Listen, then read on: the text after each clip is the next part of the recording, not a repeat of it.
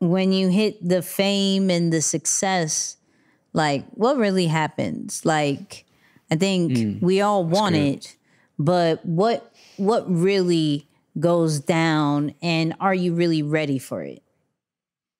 Nobody's writing the book on how to be famous. You know what I mean? Like, or what it is when you get fame, when all you wanted to be was an artist. You know, when all you wanted to do was sing or dance or, you know, act or be in a movie. Nobody writes that book. And I know because other people ask me, other artists now ask me, like, what should, you know, and I was like, you just have to handle it with grace and humility and be grateful for every moment. That's all I can tell you, because it's a tricky thing. You see people succumb to it all the time. You go, oh, why did this artist kill himself? Or this one wound up doing this, or this one self-destructed. It's not easy. So, all right. Praise God for this this show, because we try to break down what happens when you do get successful, the highs and the lows of that. Shameless plug. But so does that kind of contradict the statement of like-minded people, being this community, blah, blah, blah? I'm not saying it does, but if you believe and then see it happen as far as being successful, getting to new heights, breaking records and breaking situations that never happened before. You're creating your whole new lane, but there's no one you could really talk to that has done it the way you have and can really guide you once you reach a certain point. Like I'm cool with, you know, outgrowing some of your friends based off what you're doing, but you're telling me at the highest of high, there is no one really you can talk to.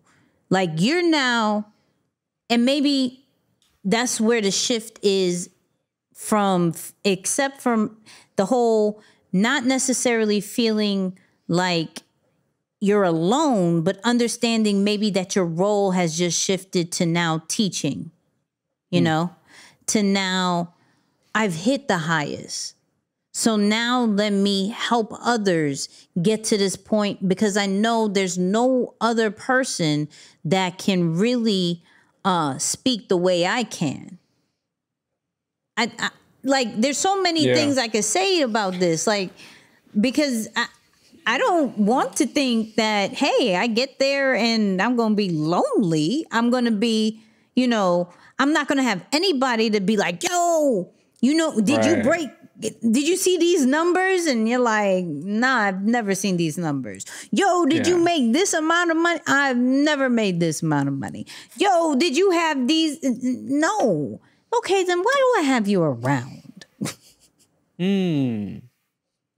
mean, man, I'm just thinking if the approach is about the people, or kind of even questioning self to say, man, the success wasn't all it was thought out to be, right? Like that's another way you can think about it. Like you can look at your people and say, why are you in the circle? But then again, you can also say, man, why am I here in terms of my actual career success, which is kind of crazy. But, you know, I like what she says about think about almost, and I'm paraphrasing here, but think about when you first got started. Yeah. Grace, humility, right? Practicing kind of just those fundamental habits to kind of keep you grounded so that you do not get far attached. Because you have to think, like J-Lo's net worth right now is $400 million. Another one. Right? So there are a lot of male counterparts, and you can see why there could be difficulty in even finding a partner. Yeah. Right? Like that. And I'm not trying to turn it into that type of show, but you can see, right, traditionally, if the male is supposed to make more than a female, or however it is nowadays, I'm not 100% sure, but that can still create a disconnect because you don't know what my life entails at this level. So how can we become together as one? So I think there's a lot of different ways to look at it, but really what I take from it is that at some point, everybody doesn't know what they're doing.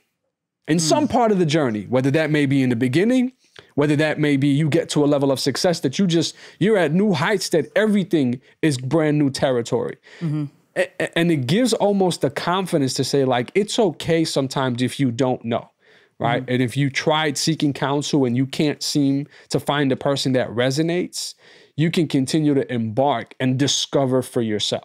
Right? Because some people might get to the edge and stop because they're like, well, I can't see what's next anymore. And that might freeze them. Where someone, maybe like a J-Lo, is saying, well, I'm going to continue to go by practicing those fundamental habits that I learned at the beginning, where I knew I just wanted to act. I wanted to sing because those were my passions. I'm going to be grateful and practice grace and humility and continue to take it one step at a time. So I think there's definitely a few different ways you can break it down in terms of what it's like at that very top level. But I guess we won't know until we get there.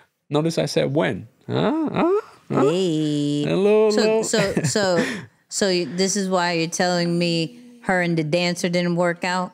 It's just not the same level. I'm just saying, don't mind me. I mean, it's something that came through my head when you said that. I mean, from a personal standpoint, like, is that why certain celebrities don't work, because one goes a little bit too higher than the other one? You know, clearly there's other reasons, but I'm just saying, like, even as we grow and, you know, our community grows, like, are they going to, I'm trying to find the balance of when does that break? Like, when do you do this together, and then at the end of the day, it's just going to be a lonely road.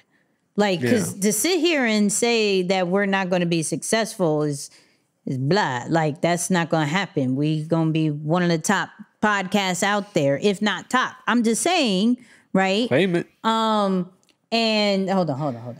Claim it. I'm just saying, but definitely in the business category. But when you know, that's just neither here nor there. But if you're sitting here saying, okay, it's going to be lonely on the top, and you've heard that multiple times, right? I'm trying to understand, and maybe this is the pilot in me. Why am I dealing with certain people if you ain't gonna be around at the end of this? What is the point? Wow. Now, I'm just saying. Yeah. However, then I flip it into, each person in your life is here to teach you something to get you to that next level, right? Yep. And so the communities that you're in, the mentors, whether it's physical mentors or digital mentors, right? They're all placed in your life to get you to the top. And then I feel that once you are there, it is not about feeling alone, but then it has to switch to helping others get to the top so you're not alone. Yeah. So there's other people that could be there or even pass you, you know? I mean, shout out to LeBron. He killing the game, and he's about to, the question of Michael Jordan, LeBron is now a serious debate. Seriously. It before it was like, okay, you're cute. MJ is still the vibe, right? MJ is still always going to be the GOAT. But now it's more of a, well, is he the GOAT of just that era instead of the greatest of all time basketball in totality, right?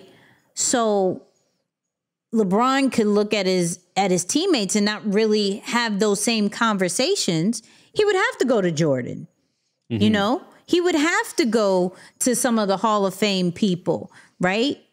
Because he's right there. But when he passes it, what's going to happen? Right.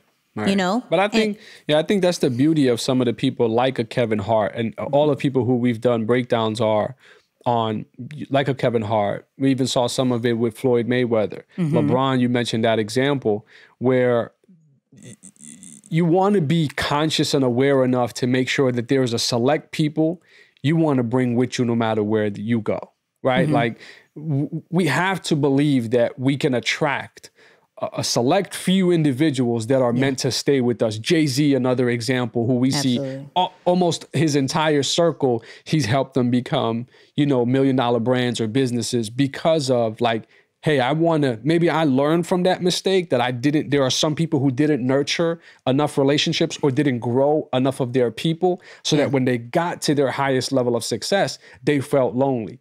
But knowing that, I can now be more intentional to nurture certain people on my team or within my circle so that when it does happen, and when that time does come, I now have people surrounding me who have grown with me at the same time, maybe not on the complete same level in every area, that's okay, but they can still understand what it means to be at the highest of highs, but still keep some of our true authentic roots with us so that we don't ever lose track of where we came from, right? Like, you know, her still saying Jenny from the Block, or at least performing that song at the halftime show, right? It shows a connection to those roots where if she would have almost turned her back on that part, it gives you a different, it's almost distasteful. But yeah, I think that's definitely one of those moves that you want to plant. And the funny thing is that strategy is applied now.